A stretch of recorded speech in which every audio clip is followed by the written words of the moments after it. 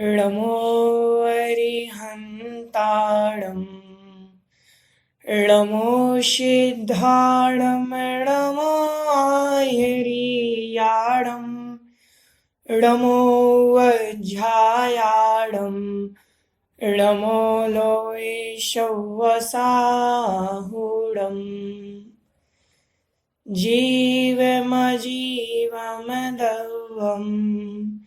जिणवरवसहेण झेणणे दिठम् देविन्दविन्दवन्दम् वन्दे तं शव्वदा शीर्षा। बोले आदिम तीर्थंकर श्री आदिनाथ भगवान की जय। जगत कल्याणी द्वादशांग जिनवाणी माता की जय। संत शिरोमणि आचार्य गुरुदेव श्री विद्यासागर जी महामुनिराज की जय। परम पूज्य निर्यापक श्रमण पूज्य मुनि पुंगव श्री सुधा सागर जी महाराज की जय। अढ़ाई दिवस समस्त महामुनिराजों की जय। सभी को जय जिनेन्द्र। हम स्वाध्याय कर रहे हैं आचार्य नैमी चंद्र सिद्धांति देव स्वामी द्वारा विरचित श्री द्रव्य संग्रह जी नामक ग्रंथ का। हमने इसके मंगलाचरण में देखा था कि जिन जिनेन्द्र भगवान ऋषभ देव ने जीव अजीव द्रव्य का कथन किया है तथा जो देवताओं के समूह से वंदनीय हैं, उन भगवान को ऋषभ देव को मैं सिर के द्वारा नमस्कार करता हूं, सिर झुका करके नमस्कार करता हूं। आगे बताया इसमें जीव और अजीव इन दो तत्वों का अर्थात 6 द्रव्यों का कथन है। तो सर्वप्रथम उन्होंने जीव द्रव्य का कथन प्रारंभ किया।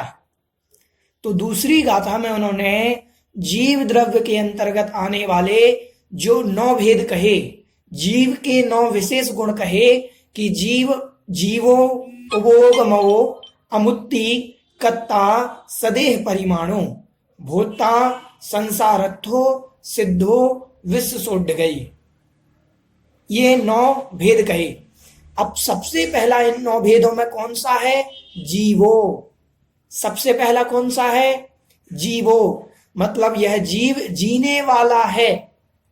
तो गाथा में हमने देखा था कि तिक्काले चदुपाणा इंद्रिय वल माउआण पाड़ोया बवहारा सो जीवो निश्चय नैदो दुचेदना जस। गाथा का अर्थ ये था कि व्यवहार नय से इस जीव के 4 प्राण होते हैं। कौन से नय से? व्यवहार नय से इस जीव के 4 प्राण होते हैं। इंद्रिय प्राण, वल प्राण, आयु प्राण और स्वाक्षोश्वास। समझ में आया था? ये 4 प्राण जीव के व्यवहार नय से होते हैं।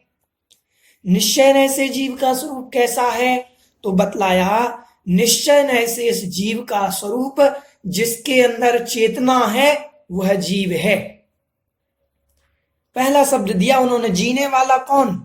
तो बोले जीव 2 प्रकार से जीता है। जिसके अंदर चेतना पाई जाती है वो भी जीता है, और जिसके अंदर इंद्रिय बल आयु और स्वाक्षोश्वास होता है वो भी जीता है। जीवो शब्द का यही लेना है यहाँ कि जीव जीने वाला है। अब किन के माध्यम से जीने वाला है? तो बताया कि व्यवहार नय से तो इंद्रिय होनी चाहिए, बल होना चाहिए, आयु होनी चाहिए और स्वाक्षोश्वास होना चाहिए। समझ में आया? और निश्चय नय से चेतना होनी चाहिए। निश्चय नय से क्या होना चाहिए? चेतना। अगर चेतना नहीं है तो वह जीव निश्चय नय से जीव नहीं हो सकता। चेतना जिसका लक्षण है वह निश्चय नय से जीव है, और व्यवहार नय से जीव कौन है? जिसके अंदर इंद्रिय बल आयु और स्वाक्षोश्वास पाया जाता है। समझ में आ रहा है विषय? इंद्रिय बल आयु और स्वाक्षोश्वास जिनके अंदर पाया जाता है वह व्यवहार नय से जीव है, और चेतना जिसके अंदर पाई जाती है वह निश्चय नय से जीव है। समझ में आया? जीवो शब्द का अर्थ यही है। कल हमने आपको कुछ प्रश्न दिए थे कि 1 इंद्रिय, 2 इंद्रिय, 3 इंद्रिय, 4 इंद्रिय, असंगी पंचेंद्रिय और संगी पंचेंद्रिय में कितने प्राण होते हैं, प्रश्न दिया था। दिया था, कुछ लोगों ने उत्तर भेजे थे। चलिए, बहुत अच्छा प्रयास था। अपन ने लगाए थे एक इंद्रिय के प्राण, चलिए अपन लगाते हैं पांचों इंद्रियों के। ध्यान से देखना, एक इंद्रिय जीव, पहले चार प्राण होते हैं, कौन कौन से होते हैं उनको रख ले हम, इंद्रिय, बल, आयु और स्वाच्छोश्वास। समझ में आ रहा है? इसका नाम इंद्रिय, इसका नाम बल, इसका नाम आयु, इसका नाम स्वाच्छोश्वास। अब इंद्रिय के 5 भेद हैं, बल के 3 भेद हैं, मन बल, वचन बल, काय बल, और आयु और स्वाच्छोश्वास, ये 4 चीजें हैं। अब अपन एक एक इंद्रिय में लगाते हैं। इंद्रिय, एक इंद्रिय जीव के अंदर इंद्रिय कितनी होगी? एक इंद्रिय होगी। बल कौन सा होगा? काय बल होगा, आयु होगी और स्वाच्छोश्वास। तो एक इंद्रिय जीव के अंदर 4 प्राण। समझ में आया? 2 इंद्रिय जीव के अंदर, 2 इंद्रिय जीव में स्पर्शन और रसना 2 इंद्रिय होंगी। बल कौन से होंगे? काय बल होगा और वचन बल, क्योंकि रसना इंद्रिय यहां आ गई तो वचन बल भी आ जाएगा। तो 2 इंद्रियां हो गई और 2 बल हो गए, तो 4 हो गए। और एक हो गया आयु, एक हो गया स्वाच्छोश्वास। तो 2 इंद्रिय जीव के अंदर कितने प्राण? 6 प्राण। समझ में आया? 3 इंद्रिय जीव के अंदर कितने प्राण होंगे? तो 3 इंद्रिय जीव की 3 इंद्रियां, एक काय बल, एक वचन बल, ठीक है, एक आयु और एक स्वाच्छोश्वास। तो कितने हो गए 3 इंद्रिय जीव के अंदर? 7 प्राण। 4 इंद्रिय जीव, 4 इंद्रिय जीव के अंदर स्पर्शन, रसना, घ्राण, चक्षु और कर्ण। वो स्पर्शन, रसना, घ्राण और चक्षु, ये 4 इंद्रियां हो गई। कितनी इंद्रियां हो गई? 4 इंद्रियां हो गई। और बल कितने हो गए? वचन बल हो गया और काय बल हो गया, ठीक है, और स्वाच्छोश्वास हो गया और आयु हो गई। तो कितने हो गए? 8 प्राण हो गए। किसके अंदर? 4 इंद्रिय जीव के अंदर। अब असंगी पंचेंद्रिय जीव के अंदर, असंगी पंचेंद्रिय जीव जो है उसके अंदर असंगी है अभी, लेकिन इंद्रियां तो 5 हैं, क्योंकि पंचेंद्रिय हो गया। अभी असंगी है लेकिन इंद्रियां तो 5 हो गई ना, तो 5 इंद्रियां हो गई। काय बल हो गया, वचन बल हो गया, आयु हो गई और स्वाच्छोश्वास। तो असंगी पंचेंद्रिय के अंदर 9 प्राण और संगी पंचेंद्रिय के अंदर 5 इंद्रियां, मन बल, वचन बल, काय बल, आयु और स्वाच्छोश्वास। इस प्रकार से 10 प्राण हो जाएंगे किसके अंदर? संगी पंचेंद्रिय जीव के अंदर। समझ में आ रहा है सभी को? कोई दिक्कत तो नहीं है?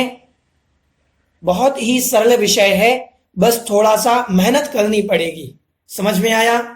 अब प्रश्न हमारा, केवली भगवान मनुष्य हैं कि नहीं है? मनुष्य हैं। इनके कितने प्राण होंगे?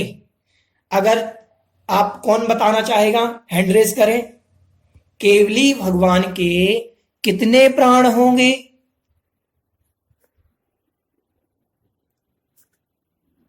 हाँ निशा जी, मैं आपको अनम्यूट कर रहा हूं। निशा जी, मैं आपको अनम्यूट कर रहा हूं, आप बताइए जी।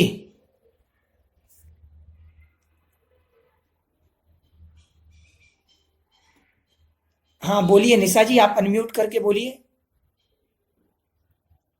आप अपने वहां से अनम्यूट नहीं है अभी, मैंने यहां से आपको अनम्यूट कर दिया है। आप अपना माइक चालू करें वहां से। 10 प्राण होंगे। किनके? केवली भगवान के।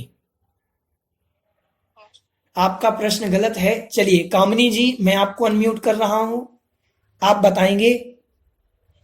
10 तो होंगे। कामनी जी, आपको अनम्यूट किया है। जी जय जिनेन्द्र भैया। जय जिनेन्द्र जी, बताइए। जय जिनेन्द्र, 4 प्राण होते हैं भैया। कैसे होंगे? वचन बल, हाँ, काय, वचन, काय और आयु और श्वासोश्वास। ये तो किताब में लिखा है, हमें क्यों? हाँ वो हमने यही पढ़ा है। हमें ऐसे पढ़ा हुआ नहीं चाहिए, हमें ये चाहिए कि क्यों होते हैं। क्यों होते हैं? क्योंकि शरीर है अभी उनका, तो और शरीर, वाणी भी खिल रही है, तो वचन भी है और आयु शेष है और ठीक। सांस भी ले रहे हैं। प्रश्न हमारा प्रश्न ये है कि उनका शरीर है तो स्पर्शन इंद्रिय है कि नहीं है? रसना नहीं है। रसना इंद्रिय है कि नहीं है? बिल्कुल है। आप नहीं नहीं सुनो, मेरी बात तो सुनो। उनकी रसना इंद्रिय भी क्या भगवान के मुख नहीं होता? क्या भगवान के कान नहीं होते? क्या भगवान की नाक नहीं होती? क्या भगवान देखते नहीं? भगवान की आंखें नहीं होती क्या? भगवान के हाथ नहीं होते? स्पर्शन इंद्रिय नहीं होती? आप हम उसमें आप बताओ। आप किताब में तो लिखा चार, हमें चार घटाओ, कौन बताएगा? चलिए हैंड रेस करें, और कौन बताएगा कि केवली भगवान के चार प्राण कैसे हुए?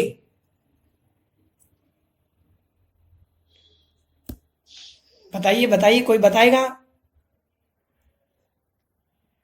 किन्हीं ने हैंड रेस किया था? प्रखर जी पहाड़िया, मैं आपको अनम्यूट कर रहा हूं। जी प्रखर जी पहाड़िया, मैंने आपको अनम्यूट किया।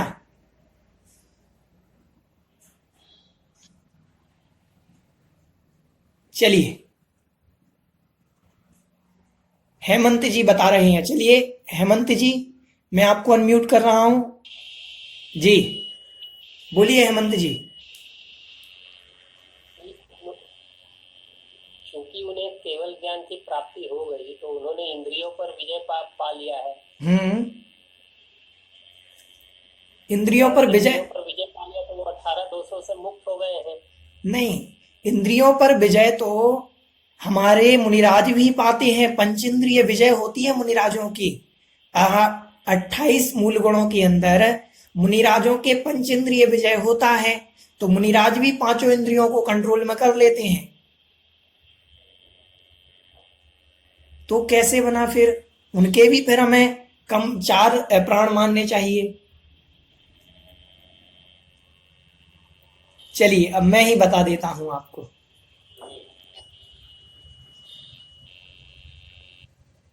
देखो, केवली भगवान के चार प्राण होते हैं। कितने प्राण? चार प्राण। अब चार प्राण कौन कौन से होते हैं तो मैं आपको बता दूं। एक कायबल होता है, शरीर है उनका। एक वचन बल होता है, और एक आयु होती है, और स्वाक्षोश्वास। उनके मन होता है, हाँ होता है, लेकिन द्रव्य मन होता है, भाव मन नहीं होता। ध्यान से सुनना। इंद्रियां होती हैं, हाँ स्पर्शन इंद्रिय बाहर दिखेगी, रसना इंद्रिय दिखेगी, घ्राण दिखेगी, चक्षु दिखेगी, कर्ण दिखेंगे, लेकिन अंतरंग में क्षयोपशम नहीं होता। किन किन का? 5 इंद्रियों का और मन का क्षयोपशम नहीं होता, क्योंकि 5 इंद्रिय और मन किसके क्षयोपशम से बनते हैं? ज्ञानावरणी कर्म के क्षयोपशम से। किस कर्म के क्षयोपशम से? ज्ञानावरणी कर्म के क्षयोपशम से। जब ज्ञानावरणी कर्म ही नहीं रहा उनकी आत्मा में, तो ये इंद्रियां कैसे रहेंगी? इनका क्षयोपशम कैसे रहेगा? समझ रहे हैं आप? 5 इंद्रियां और मन, ये किस कर्म के कारण ये हलन चलन होता है? ज्ञानावरणी कर्म के कारण। ज्ञानावरणी दर्शनावरणी कर्म के कारण इनमें विशेषता आती है। तो ज्ञानावरणी जब कर्म ही नहीं रहा तो ये इंद्रियां कैसे रहेंगी? बाहर से तो दिखेंगी, लेकिन अंतरंग में उनके क्षयोपशम नहीं है, क्योंकि वो क्षयोपशमधारी नहीं, वो छायक को प्राप्त हो गए हैं। समझ में आ रहे हैं? छायक पने को प्राप्त हो गए हैं, छायक भाव को प्राप्त हो गए हैं, इसीलिए उनके 5 इंद्रियों का क्षयोपशम नहीं होता। उनका मन होता है, अपना मन जो होता है, हृदय में होता है मन हमारा। तो भगवान का जो 8 पंखुड़ी वाला कमल वाला जो मन है, द्रव्य मन, तो भगवान के भी होता है, अरियंत भगवान के।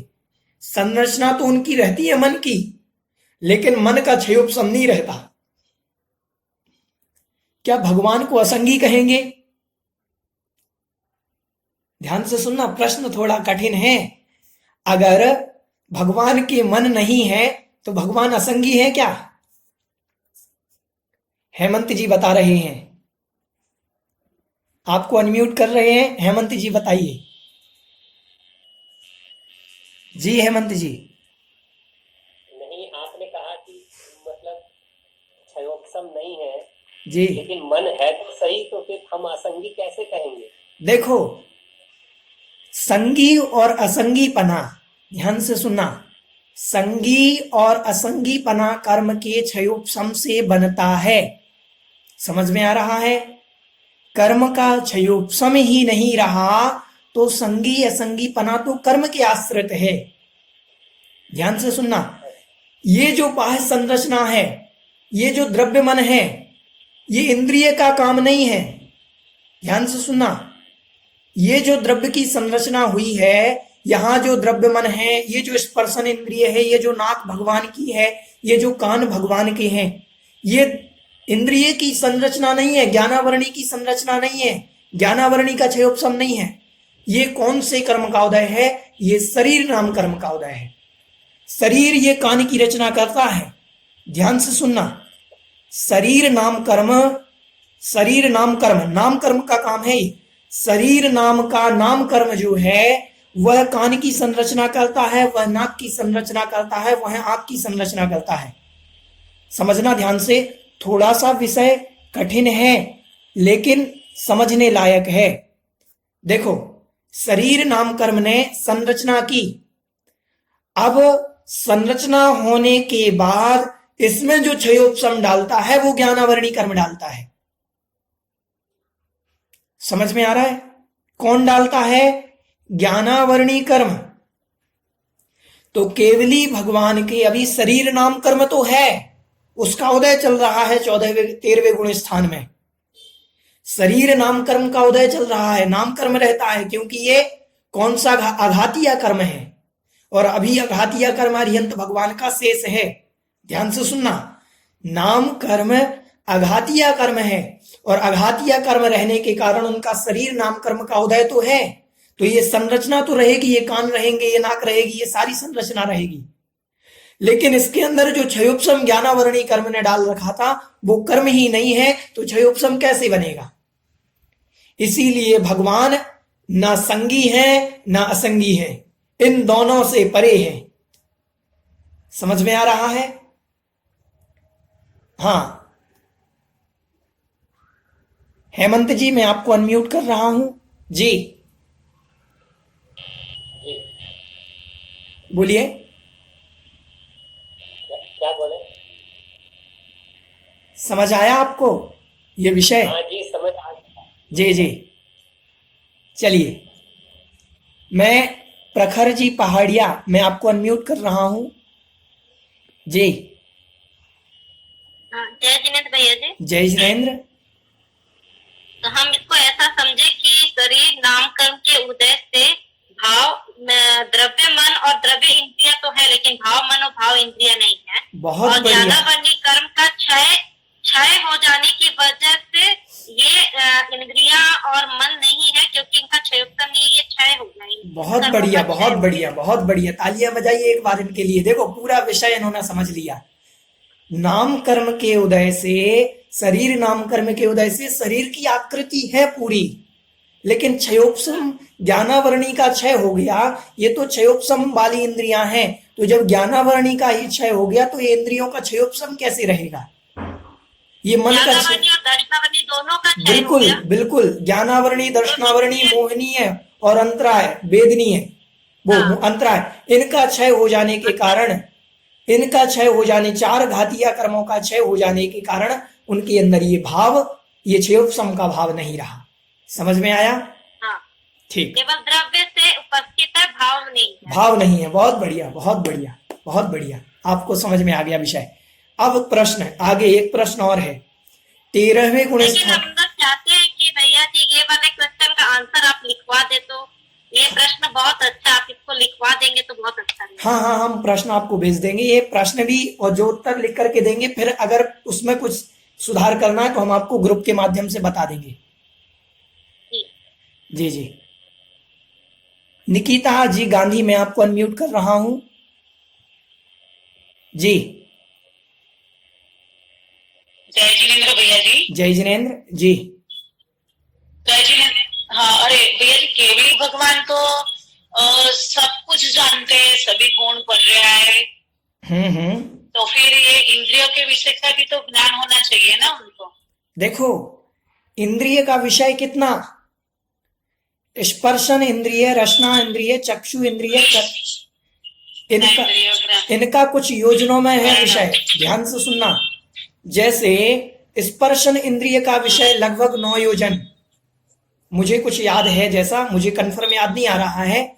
कर्ण इंद्रिय का विषय इतना, चक्षु इंद्रिय का विषय 47,000 कुछ योजन, 4,700 ऐसा कुछ योजनों में है। तो ये तो इंद्रियों का विषय उत्कृष्ट इतना क्षयोपम है।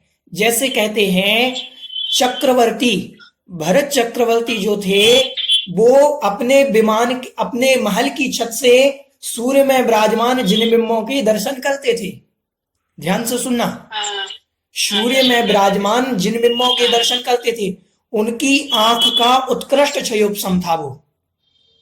समझ में आ रहे हैं? उनकी चक्षु इंद्रिय का ये क्या था, उत्कृष्ट क्षयोपम, सबसे ज्यादा क्षयोपम।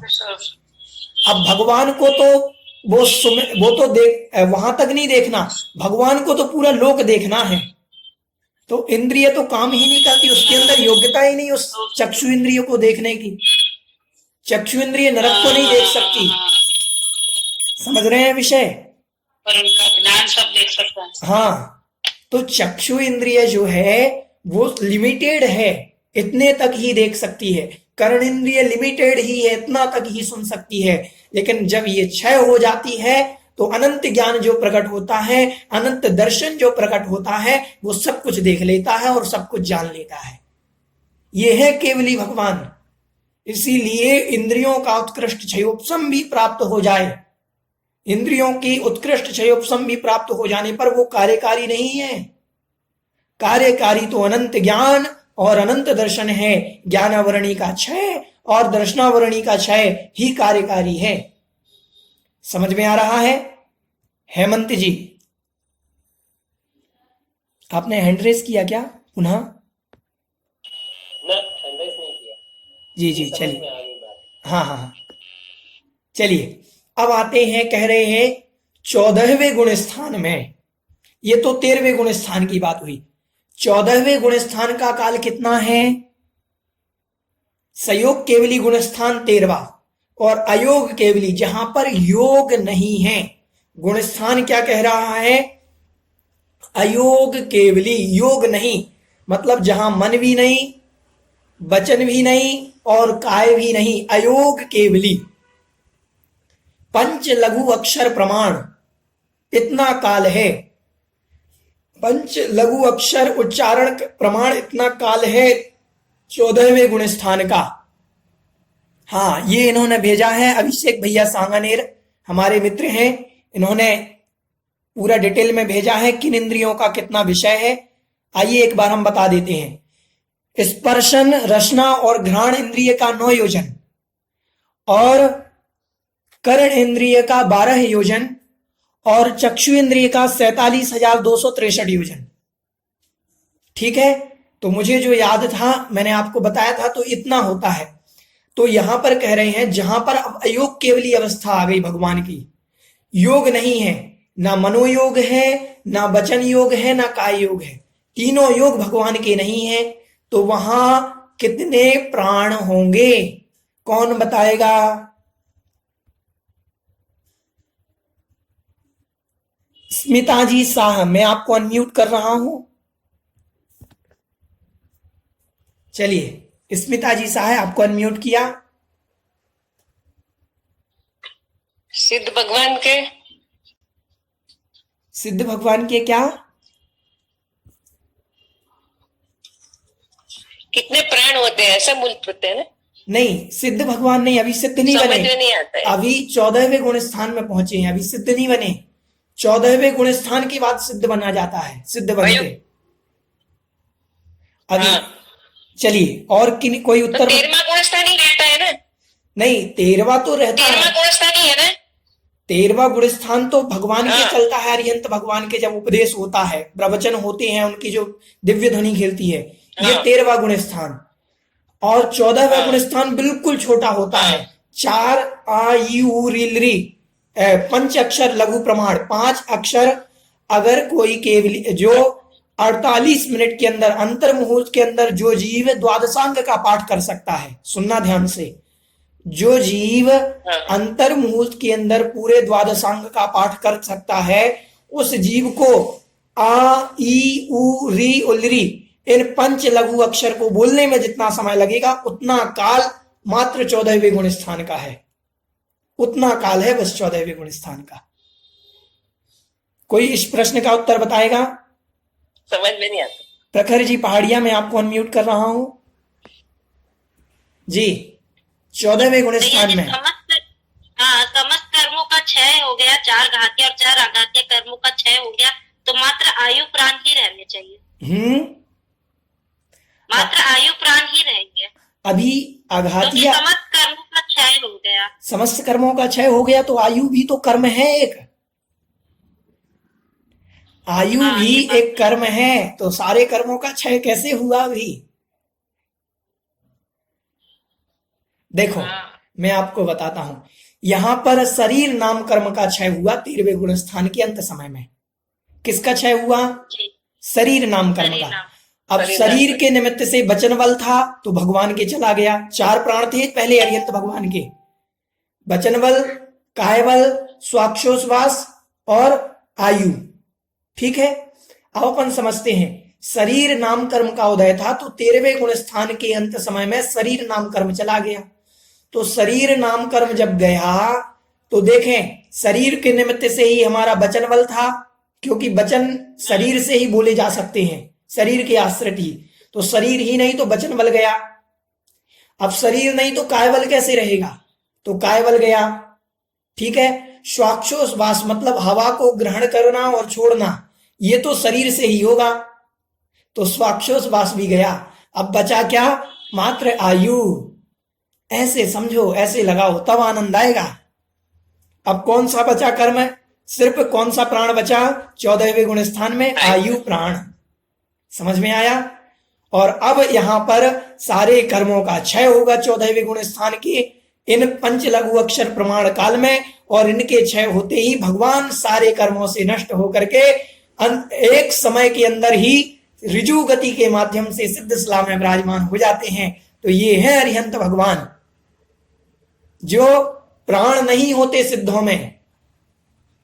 तो व्यवहार मैंने आपको बताया था कि व्यवहार नय किसका कथन करता है? अशुद्ध पर्याय का बताया था। तो ये संसार की अशुद्ध पर्याय थी जो कथन कर रहा था, ये व्यवहार नय कर रहा था। निश्चय नय से सिद्ध भगवान में कौन सा प्राण है? तो चेतना। व्यवहार नय से कुछ नहीं है उनके पास, निश्चय नय से चेतना ही जिनका प्राण है। तो सिद्धों के अंदर भी चेतना है, सिद्धों के अंदर भी ज्ञान है, दर्शन है, चेतना है। इसीलिए सिद्ध भगवान निश्चय नय से जीवो हैं, जीव हैं। व्यवहार नय से तो उनके 4 प्राण घटित होते ही नहीं, ना इंद्रिय, ना बल, ना आयु, ना स्वाक्षोश्वास। समझ में आया विषय? थोड़ा सा क्लिष्ट था, थोड़ा सा इनको पढ़ करके बार बार लगाना, बहुत आनंद आएगा। आप तो 10 प्रकार के जो अपन ने प्राण पढ़े, उन 10 प्राणों को सामने रखो और एक एक प्राण को एक एक इंद्रिय में लगाओ, आनंद आएगा। ठीक है, चलिए, किसी की कोई विशेष जिज्ञासा हो?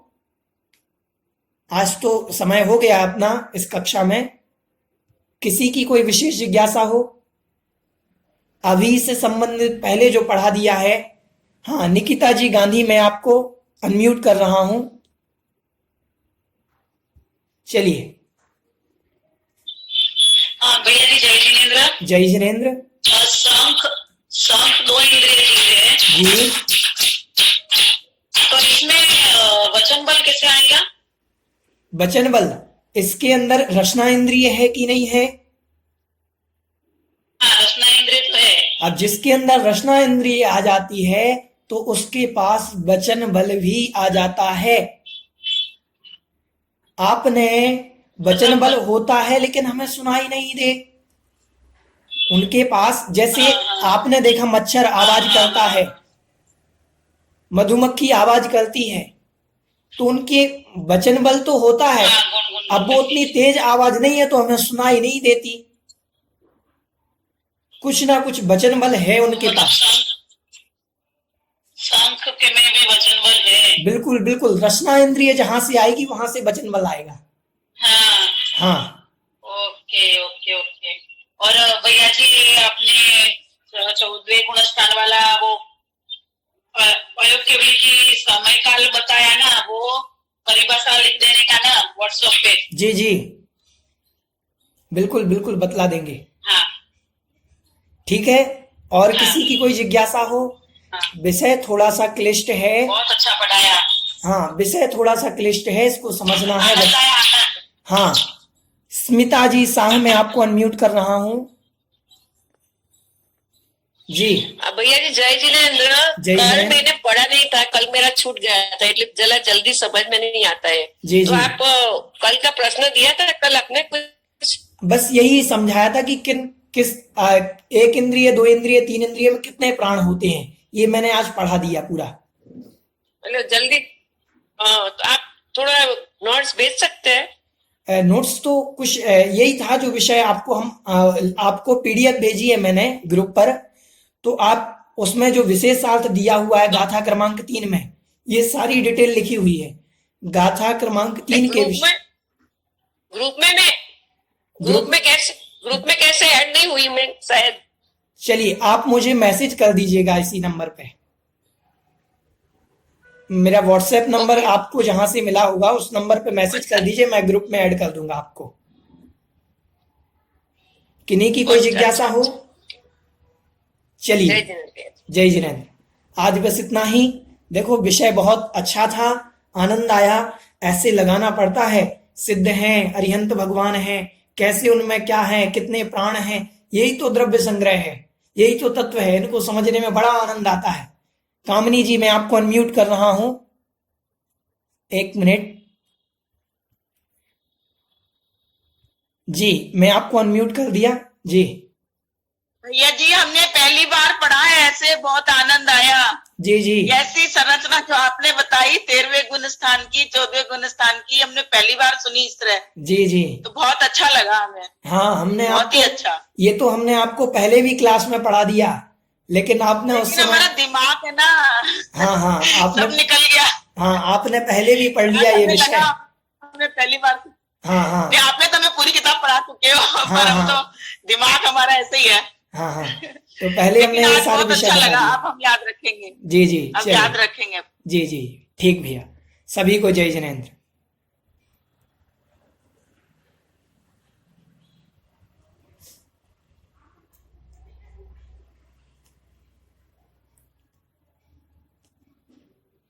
चलिए